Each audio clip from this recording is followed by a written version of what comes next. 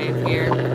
Wellness Wednesday. I wanted to share with you 12 tips, really six main tips, but 12 tips to eating healthier snacks, right? So I wanted to come to you live and share with you, especially if this is something that you struggle with. You find that maybe if you have a job or you're at work, you find yourself grabbing things out of the vending machine, and those are usually highly processed foods or foods with all sorts of hydrogenated oils or high fructose corn syrup and all sorts of other preservatives and things that they put in the food that actually do more harm than good and also still leave you feeling hungry. So let's talk about these 6 to 12 tips that you can start to utilize to incorporate more clean eating in your snacking habits, right? So the first one is to stock up on whole foods from your local grocery store. And this can be organic, preferably organic. Also, just Google Clean 15. Try to get produce if you're going to buy produce from the local store or farmer's market. Try to get the Clean 15 that's in that list. It changes each year. And try to buy those produce organic. And then the other ones you can kind of do conventional. And try to also do things that are non-GMO as well, as much as possible. So stock up on your produce, right? Your organic produce, and make a list of snacks for the week that you really want to incorporate, right?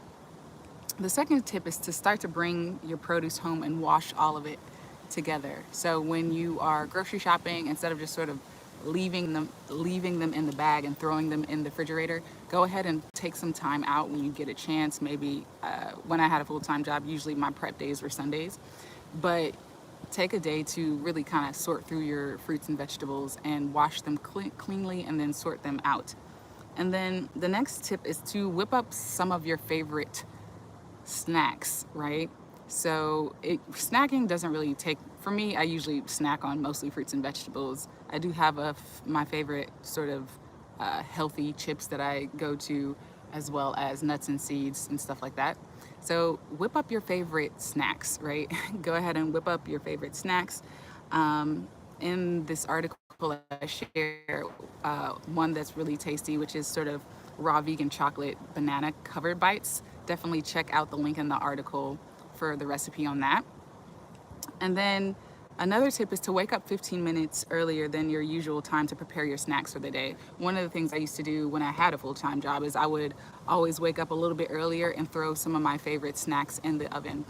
And my favorite snacks at that time was, and I still love them to this day, is basically sweet potatoes and Brussels sprouts. I would chop up sweet potatoes and Brussels sprouts, throw them into the toaster oven and let them roast or whatever. And then I'd sprinkle, before I did that, I sprinkled them with, like, my favorite snack was cumin, cinnamon, honey, a little bit of olive or rather coconut oil, and salt and pepper.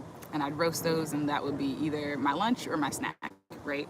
So wake up 15 minutes earlier and prepare your snacks for the day so that you actually have the snacks. And so when you're at work or when you're doing your business and stuff like that, you're not reaching for the most unhealthiest thing, or you're stopping by McDonald's because you forgot to eat, right? So preparing beforehand.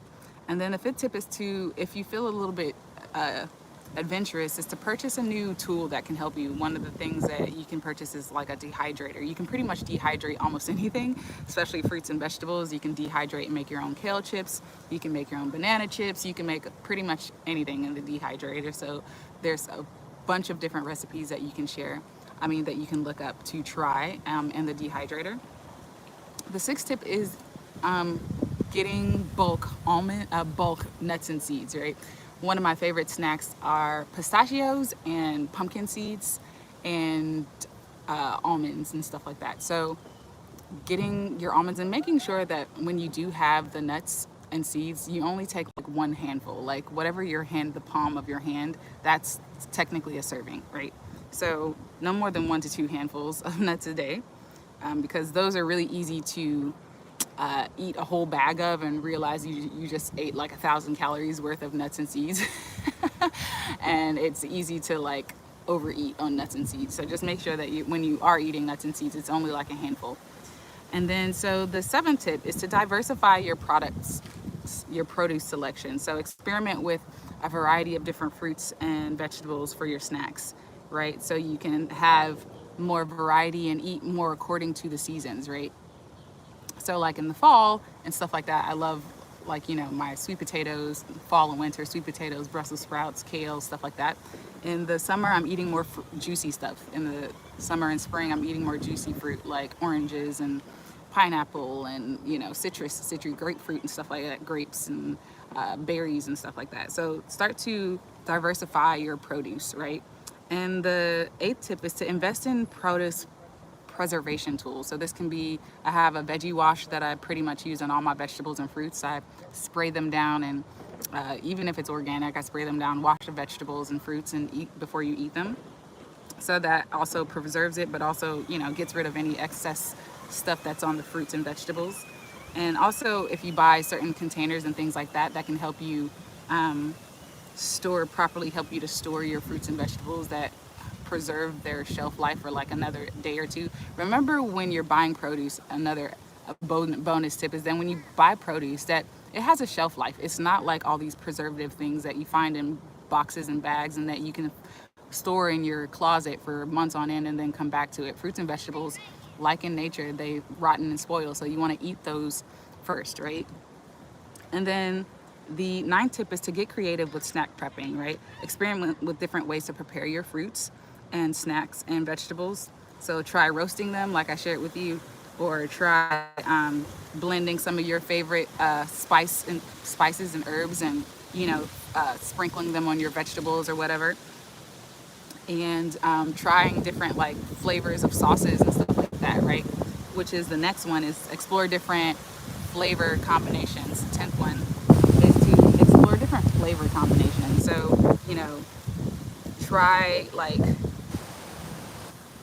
pairing crunchy vegetables with creamy dips. So like celery or carrots with like almond butter or tzatziki, or your own homemade sort of like plant-based yogurt sauce, right? You can do like a plant-based Greek yogurt and sort of make it, add some dill, like a plain Greek yogurt with like plant-based coconut, like it could be a plant-based yogurt. I don't really do dairy. So plant-based coconut yogurt, mix in some dill, some salt, some pepper, and whatever, and that could be like your sauce and stuff like that.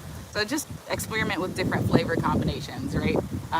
And that really leaves you feeling more satiated and feeling more like, oh, like the more you incorporate spices and stuff, it gives you that satiation feeling, and it helps you to curb cravings, and especially if you use certain spices like turmeric and cinnamon and stuff like that, which is, highly anti-inflammatory and also helping to with weight loss and things like that.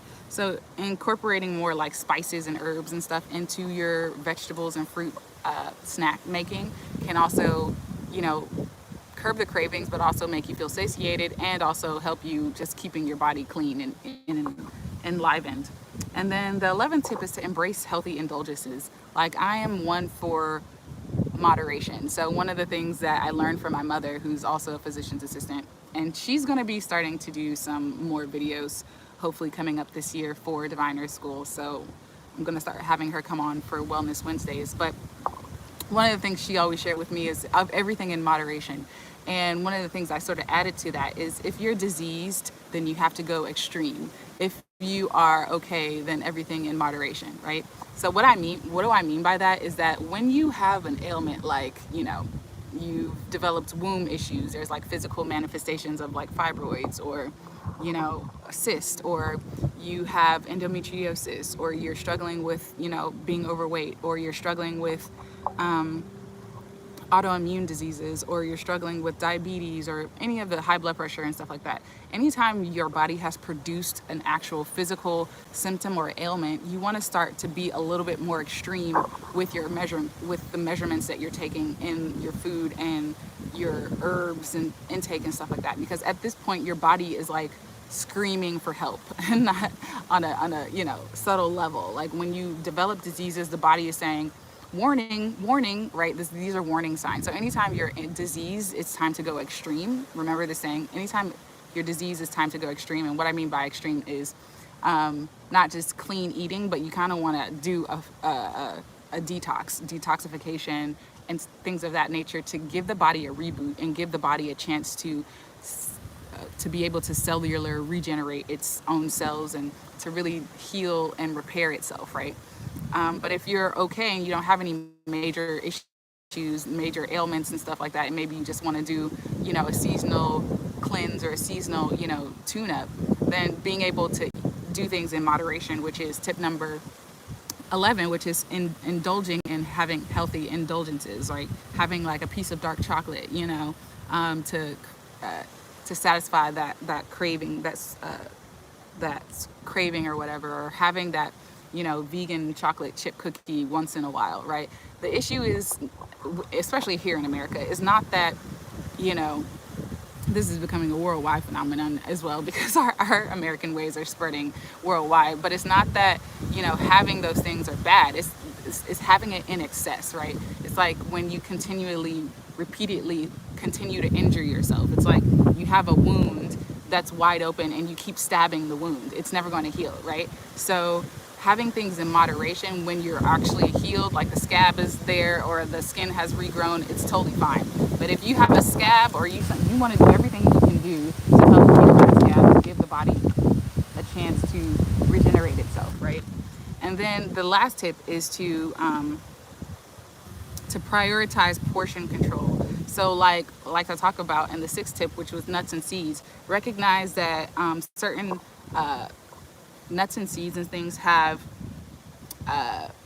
denser caloric intake, right? So when you eat nuts and seeds, which are fats usually are denser in calories, right? So you just want to be mindful of your portion control and stuff like that, so that you can create the type of health and well-being. You need your healthy fats, you need your omegas, your omega 6s and 9s and stuff like that, but you don't want to overdo it, right? So if you're adding the flax seeds or hemp seeds or the chia seeds into your smoothies, don't do more than 3 tablespoons or whatever the serving size on the bag says for each of those things. You don't need to have like a whole cup full in order to get the nutrients that you need, right? The body is quite intelligent when you give it the right amount, and you don't want to overindulge, right? So those are the 12 tips to eating healthier snacks. Let me know which of the tips that you'll be incorporating in your life moving forward. And also let me know what your favorite healthy snack is, plant-based snack is, in the comments below. I love to find out. Feel free to share any recipes that you really like with the community here. And as always, flow with what feels good and let go of what doesn't, because you are divine. And pretty windy out here. If you are looking for more, to dive deeper into this, definitely check out our clean eating challenge, our clean eating bundle called Revitalize in 5. It's a 5-day clean eating challenge, and we go into way more in depth of like what to eat, what not to eat, what to eliminate, how to start eating clean and stuff like that in a deeper way. So check that out at divineearthschool.com/revitalize. I'll leave a link in the description below. And I hope you guys have a wonderful rest of your day. Remember, what you conceive is what you'll receive, what you expect is what you'll get, and however you feel is what will become real for you. So vibrate higher, and I will chat with you guys next time. Peace, love, and light.